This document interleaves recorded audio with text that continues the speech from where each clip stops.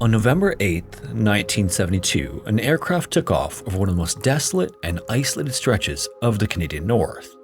The plane was carrying 2 passengers who were in desperate need of medical attention at a larger city with proper medical equipment. However, later that evening, the plane never arrived at its destination, and the whereabouts of the plane and crew wouldn't be known for some time afterward. When it was finally learned what really happened, it was far more horrifying than anyone could have imagined. As always, viewer discretion is advised.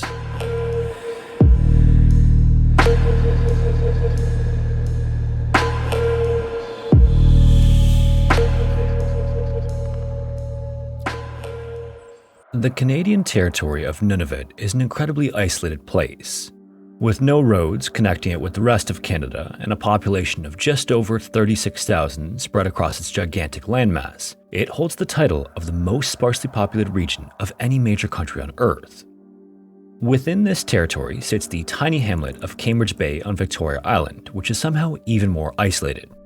Just 1,760 people live in this small commercial fishing spot. On top of the isolation here, winter temperatures drop to a staggering -35 degrees, and from late November to January, the sun sits below the horizon in the long polar night. Residents here, who are mainly indigenous, can go for months without seeing daylight, instead living their lives by the glow of the magnetic auroras.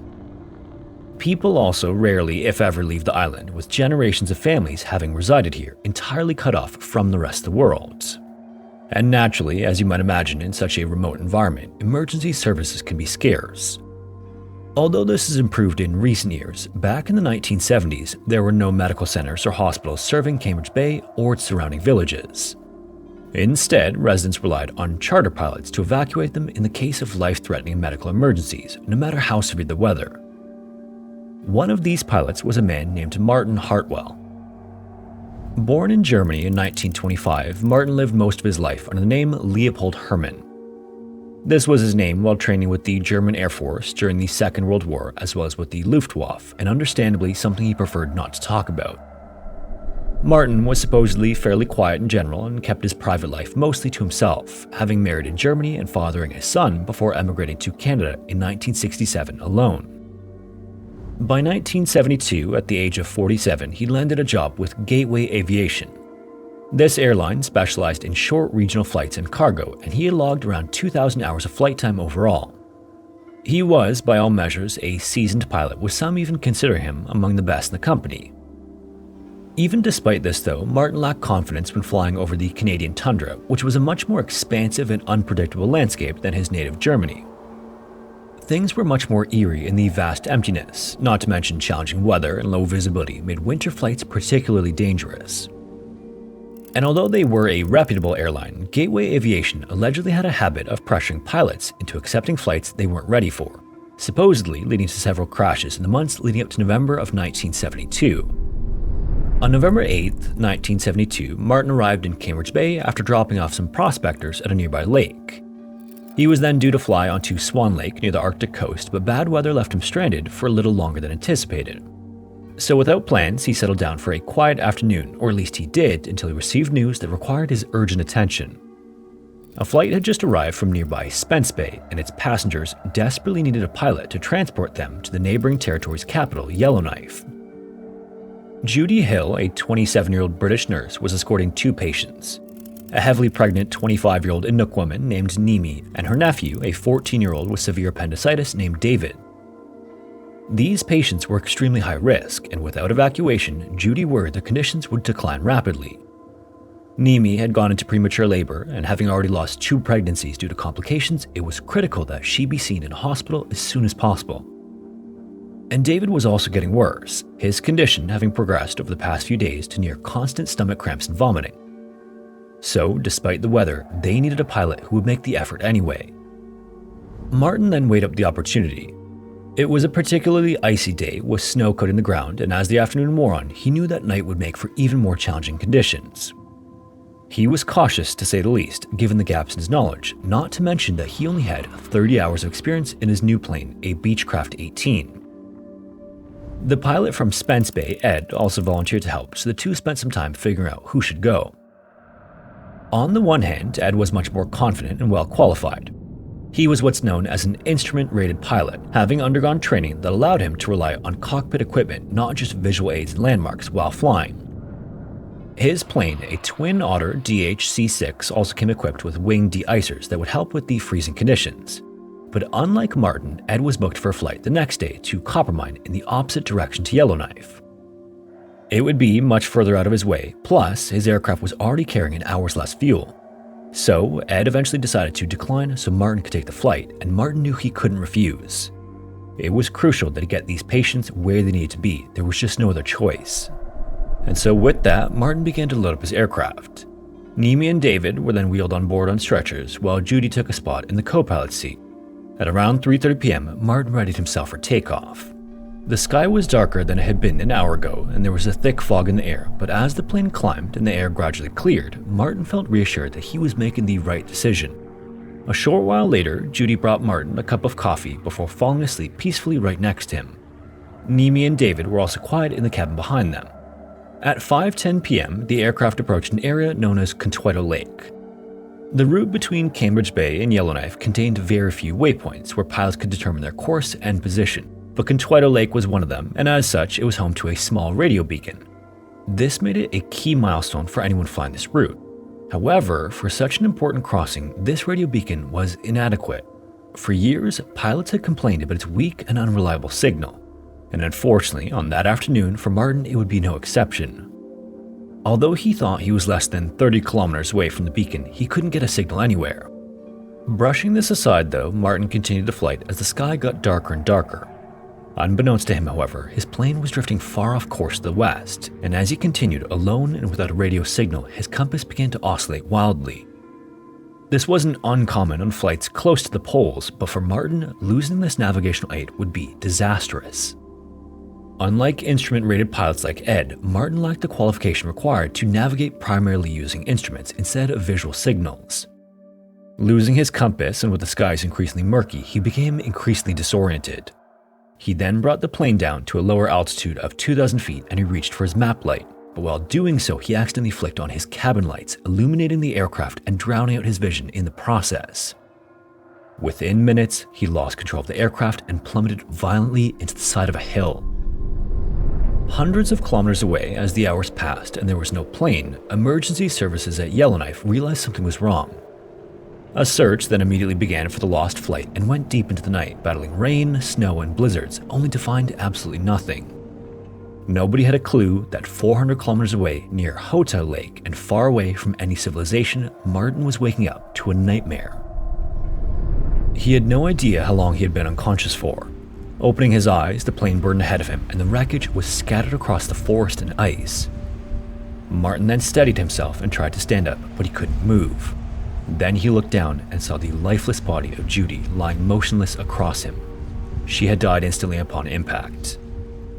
As the shock subsided, Martin realized he also couldn't move his legs. The crash had not only knocked him unconscious, but snapped both of his ankles, leaving him unable to walk. Then, nearby, horrifyingly, Nimi had broken her back, and tragically, within a couple of hours, she would pass away along with her unborn child. The only other person on board to survive the accident was David, who had miraculously come out unscathed apart from bruises. However, not only was he weak, seriously ill, and just 14, but David had never once left the island community he grew up in. His survival skills were virtually non-existent, but he was resilient and willing to listen, and with no other choice, the pair would need to act quickly as temperatures soon dropped to negative 40 degrees. On that first night, David managed to construct a shelter from pieces of tarp, fir trees, and sleeping bags from the plane. Under Martin's instructions, David then gathered wood and chopped it to get a fire going to warm them. The next day, they took stock of what supplies they had. Fortunately, the plane came equipped with a survival kit which contained, in addition to the sleeping bags, a set of rations that was about enough food to last 4 people 10 days. There were 6 cans of corned beef, 4 packets of chicken noodle soup, 12 stock cubes, 350 grams of rice, around 5 powdered potatoes, glucose pills, and a dozen small packets of raisins. And this was in addition to the food the other passengers had been carrying, as Jodie herself had taken a small supply of sandwiches on board. Given that there were only 2 of them, David and Martin could likely use these provisions to extend their survival time to around 3 weeks at the absolute maximum. But although they had a decent amount of food, the main problem would be the quickly approaching and absolutely brutal Arctic winter. And to top it all off, little did the two know that the emergency transmitter, which was scheduled to go off in case of an emergency, hadn't triggered. So although a search team was out there looking for them, it was entirely in the wrong direction. And as the days went by with nothing to go on, they would soon begin to reconsider their options. A few days into the search, Martin's girlfriend Susan Haley flew over from Edmonton to volunteer as a spotter on one of the planes. They hadn't been dating long, and she was much younger than he was, having met after he immigrated to Canada. Along with her father, she encouraged the team to keep going no matter the odds. At the end of the first week, and with nothing sighted, the pilots agreed to broaden the search area to include hills along the Arctic coast as well as the forest near Yellowknife. 5 Twin Otters, 5 Hercules, and several other aircraft made up the search party, and over 300 civilians got involved to help at various points. Many even took turns lying on mattresses inside planes and leaning their heads out the doors to scan for movement. Visibility continued to be poor though, and with only 6 hours of workable daylight per day, the window for rescue shrank smaller and smaller, and questions grew about why nothing was surfacing. So, by November 27th, in a relentless 19 days of searching, the operation was officially called off to Susan and her father's dismay. It had cost nearly $2 million Canadian dollars, breaking records as the most expensive search and rescue operation in Canadian history. But despite Susan's devastation, she knew inside that Martin was still out there doing whatever he could to survive. Meanwhile, 20 days into their time in the forest, money and aircraft availability weren't the only things that had run out. Martin and David's rations were gone. David did what he could to source food, collecting moss, lichens, and tree bark, and setting traps and snares to catch animals, though these were largely unsuccessful. He melted snow for water, and in their desperation, the two even resorted to eating candles from the plane, melting them down and consuming the wax. A pack of cigarettes left behind on the plane provided a little distraction for the two survivors, who would chain smoke and talk late into the night to keep up morale. As the situation grew more dire, David knew he needed more than just the basics if he wanted to make it out of there alive. He was rapidly getting weaker, and having virtually run out of food, he needed to make use of the environment before weakness would completely overcome him. Among the belongings left on the plane were actually a bunch of fishing supplies. But although they had crashed near Hotel Lake, the pair were actually unaware of this, and so these supplies had sat there unused, with David mulling over what to do with them. Eventually, in the last few days of November, he decided to take action. He then took some provisions from the camp and made his way through the bush in search of any lake nearby. In his search, cold, lost, and without navigational equipment, he strayed further and further from the wreckage, but with no sign of water in any direction, he eventually had no choice but to turn back. 51 hours later, David re-emerged, still starving. Tragically, on December 1st, 1972, David died of starvation, with official reports listing his cause of death as despair and malnutrition. He weighed just 75 pounds or 34 kilos, having lost around half his body weight in the several weeks since the crash. As Martin dealt with the tragic loss and grief of this, reality set in, and he believed his end was also near. He then wrote a letter to his son Pierre back in Germany. He intended for this to be his legacy, as well as seemingly an apology for abandoning him all those years ago. It read, quote, "When you receive this letter, I will be dead. I have had an accident on November 8th, 1972, and I am still laying in the bush with broken legs. I have no more food. Please forgive me for my sins. I love you, my only son. Please contact Miss Susan Haley, care of Department of Philosophy, University of Alberta, Edmonton, Alberta. She was, for the past year and a half, a close companion. There are savings in the Imperial Bank of Commerce here in Yellowknife and Edmonton. You should have $3,000, and Susan the rest, that she may pay her debts and the unpaid ones with court. I am wishing you all the best, and remember me. In my heart, I was not all that bad." And with that letter written, Martin Hartwell laid down to die, his mind and body finally giving in to the wilderness and losing all hope. Despite Martin's desperation though, Susan on the other hand was undeterred. She still had a little more fighting spirit left in her and was not planning to stop until Martin was back home. With her father by her side, she begged the search team to resume their efforts. There were some strange clues that seemed to indicate Martin's plane was still out there. Over the initial 3-week search, at times, aircraft would briefly land upon a distant signal that would then vanish as quickly as it had appeared. It wasn't substantial enough to provide a fixed location, but still something was out there, and with much persuasion, the team agreed to pick up where they left off in the early days of December. On December 7th, an unrelated aircraft also came upon it, but after circling around, failed to find the source. By December 9th, 2 Hercules planes were on the trail of this mystery signal, and eventually pilot Ken Moody spotted something in the tundra. He then sent down 2 paratroopers as well as a box of food for the lone survivor, fearing the others had died in the weeks prior. However, they discovered that something much more tragic had transpired. Trekking through the snow and ice, it took the 2 men over an hour to reach Martin. He was entirely alone, but in the distance, rescuers saw something that shocked them to their core. At first, they were confused. It looked like a caribou or something, but as they got closer to the camp, they realized the true horror of what lay in front of them. It was instead one of the other passengers, Jodie, who had a substantial amount missing from her body. An axe was also propped up beside her. As they approached, Martin said to them, quote, "Welcome to the camp of a cannibal. The others are all gone, I'm the only one left." He had, in absolute desperation, been subsisting on the only food left since the aircraft's rations ran out. This was roughly for the past 10 days, though he hadn't touched the bodies of Niemi or David.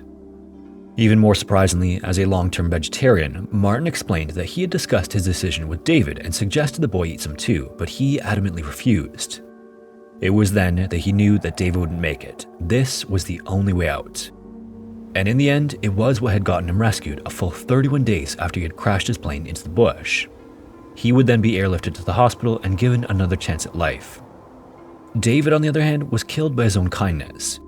Not only did he refuse to consume the others, but his dedication to Martin also played a part in his passing.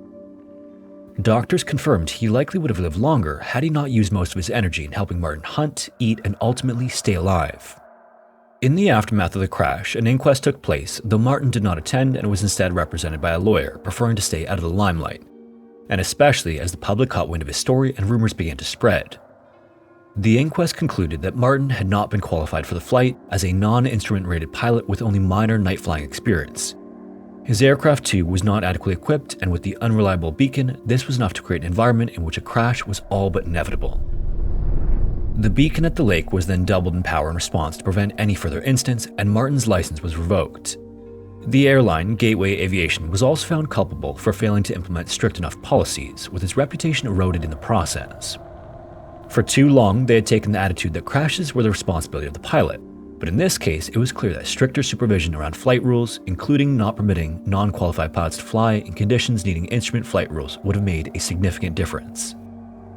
Martin would eventually get his license back and had a career of relatively uneventful flying, with the sole exception of a crash in October of 1987 that left him stranded in the bush again for 2 days.